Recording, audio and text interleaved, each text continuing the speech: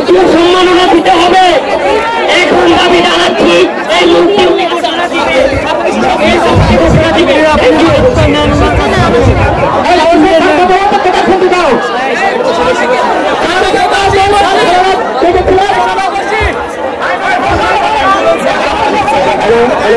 তোমরা কি আমার কথা শুনতে পাচ্ছ? ওকে ওকে, প্রথমে আমার কথা শুনো বাবা। বাবা, কথা না শুনলে স্লোগান দিলে তো আমি কথা বলে লাভ হবে না। তোমরা কথা শুনো, তারপর যা স্লোগান দেওয়ার, যা ইচ্ছা বলার বলো। তোমাদের ভেতরে যা কষ্ট, যে রাগ, তোমাদের যা কিছু বলার অধিকার আছে, কিন্তু তার আগে আমাদের কথাটা শোনো। আমরা এখানে এসেছি, আমরা এখানে তোমাদের এই গতকালও এসেছিলেন আমাদের শিক্ষা উপদেষ্টা। আমরা এখানে এসেছি তোমাদের ছাত্রদের কথা শুনতে, তোমাদের অবস্থা দেখতে। তোমরা যে 6 দফা দাবি জানিয়েছো সেটার সাথে আমরা সম্পূর্ণ একমত। এটা অত্যন্ত যৌক্তিক দাবি, তোমরা যে যৌক্তিক দাবি জানিয়েছো। প্রথম, যারা নিহত হয়েছেন, আমাদের ছোট সন্তানরা যারা তোমার আহত হয়েছেন, তাদের সংখ্যা রেগুলার আপডেট করা হবে। তোমাদের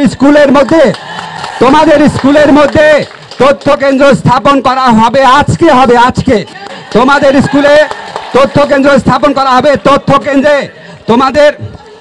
কেন্দ্রে তোমাদের যে বর্তমান ছাত্র আছে, অ্যালামনাই আছে, তাদের প্রতিনিধিরা থাকবে।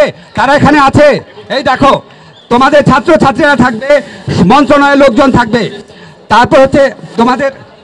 তারপর হচ্ছে তোমাদের যে দ্বিতীয় দাবি ছিল, যে যারা আহত হয়েছে, নিহত হয়েছে, তাদের পরিবারকে অত্যন্ত সম্মানজনকভাবে তারা যেই ধরনের সহায়তা চান, ক্ষতিপূরণ চান, পুনর্বাসন চান এবং তাদের ট্রমা সেন্টার সাপোর্ট চান, সব কিছুর ব্যবস্থা করা হচ্ছে। এই ঘটনার জন্য আমি শেষ করি, তারপর স্লোগান দাও। এই ঘটনার জন্য যে যদি কারো কোনো দায় দায়িত্ব থাকে, এটা বিমান বাহিনীর পক্ষ থেকে তদন্ত কমিটি গঠন করা হয়েছে। এই ঘটনায় যদি কারো দায় দায়িত্ব থাকে, এই ত্রুটিযুক্ত প্লেন চালনা বা প্লেন চালনার ক্ষেত্রে, সিগন্যাল দেওয়ার ক্ষেত্রে কারো যদি কোনো রকম দায় দায়িত্ব থাকে, ত্রুটি থাকে, অবশ্যই তদন্ত কমিটিতে বের করা হবে এবং উপযুক্ত ব্যবস্থা নেওয়া হবে।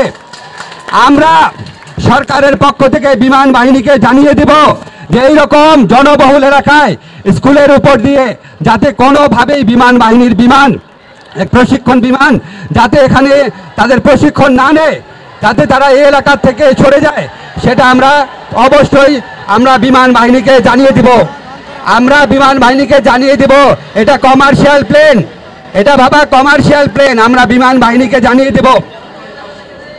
থার্ড হচ্ছে, তোমাদের গতকাল ক্রাউড ম্যানেজমেন্টের সময় সেনাবাহিনীর কতিপয় সদস্য তোমাদেরকে মারধর করেছে, এই ধরনের অভিযোগ আছে। আমরা সরকারের পক্ষ থেকে এর জন্য দুঃখ প্রকাশ করছি, ক্ষমা চাচ্ছি।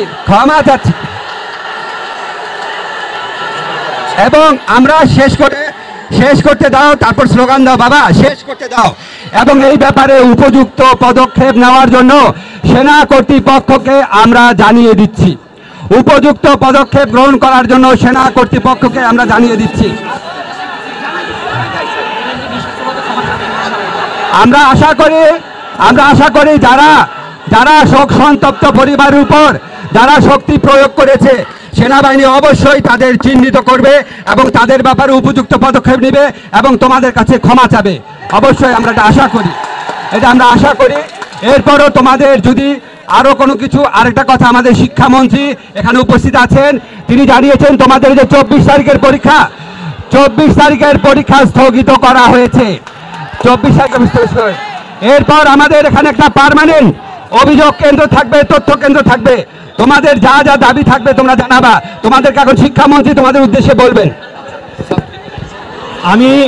আমি খালি একটা কথাই বলতে চাই,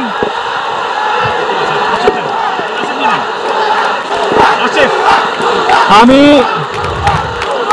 তোমাদের দাবির প্রেক্ষিতে 24 তারিখে পরীক্ষা পিছানো হয়েছে এবং যে সমস্ত পরিবারের সন্তান মারা গেছে তাদের জন্য কবরস্থানে আলাদাভাবে জায়গা দেওয়ার জন্য সরকার সিদ্ধান্ত নিয়েছেন। যে সমস্ত পরিবারের সন্তান মারা গেছে তাদের জন্য কবরস্থানে আলাদা জায়গা দেওয়ার তারা সিদ্ধান্ত নিয়েছেন। ধন্যবাদ। দাদা আরেকটা কথা শোনো, তোমরা যা ইচ্ছা স্লোগান দাও, তোমাদের মনে অনেক কষ্ট, অনেক রাগ। আমাদের যদি তোমাদের মতো থাকতাম, আমাদের যদি ছোট ভাই বোনরা মারা যেত এভাবে, আমরাও ক্ষুব্ধ থাকতাম। তোমরা যা ইচ্ছা স্লোগান দাও, যা ইচ্ছা বলো, বাট একটা কথা শোনো, একটা কথা শোনো, একটা কথা শোনো, স্লোগান দেওয়ার আগে একটা কথা শোনো। তোমরা তোমরা তোমাদের আর যা যা যৌক্তিক দাবি আছে, তোমরা যা যা তথ্য জানাতে চাও সেটা তোমাদের প্রতিনিধির মাধ্যমে জানাবা। আর তোমাদের স্কুলে যারা আছে, তোমাদের স্কুলের বর্তমান ছাত্রদের প্রতিনিধি, অ্যালামনাইদের প্রতিনিধি নিয়ে আমরা পরবর্তী প্রতিটা পদক্ষেপ গ্রহণ করব। আমরা সবাই মিলে যারা এই মর্মান্তিক দুর্ঘটনায় প্রাণ হারিয়েছে, আহত হয়েছে, সবার জন্য আমরা দোয়া করব। ইনশাআল্লাহ আমরা চেষ্টা করব যতভাবে পারা যায় তাদের পরিবারের পাশে থাকার। ধন্যবাদ। হ্যালো, প্রিয় ছাত্রছাত্রীবৃন্দ, আমি তোমাদের সবাইকে ধন্যবাদ জানাইতে চাই। তোমরা যেই ডিসিপ্লিন শো করছো, এটা আমাদের কোর ভ্যালু, মাইলস্টোন। কখনোই ন্যায্য দাবি থেকে দূরে থাকবে না। আমরা তোমাদের সেই শিক্ষা দেই নাই। আমরা তোমাদের ডিসিপ্লিন চাই। আমরা আমাদের ন্যায্য দাবি যতদিন না পর্যন্ত আয় হবে, আমরা তোমাদের সাথে থাকবো, তোমাদেরকে নিয়েই চলবো। আমরা তথ্য কেন্দ্র তৈরি করেছি, সেই কেন্দ্রে তোমাদের প্রতিনিধি থাকবে।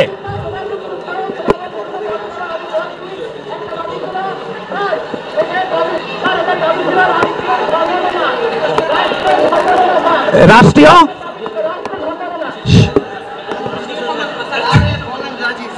না কি ব্যাপার, কিসের সম্পর্ক? ও রাষ্ট্রীয় সম্ভাবনা, ওকে। রাষ্ট্রীয় সম্ভাবনা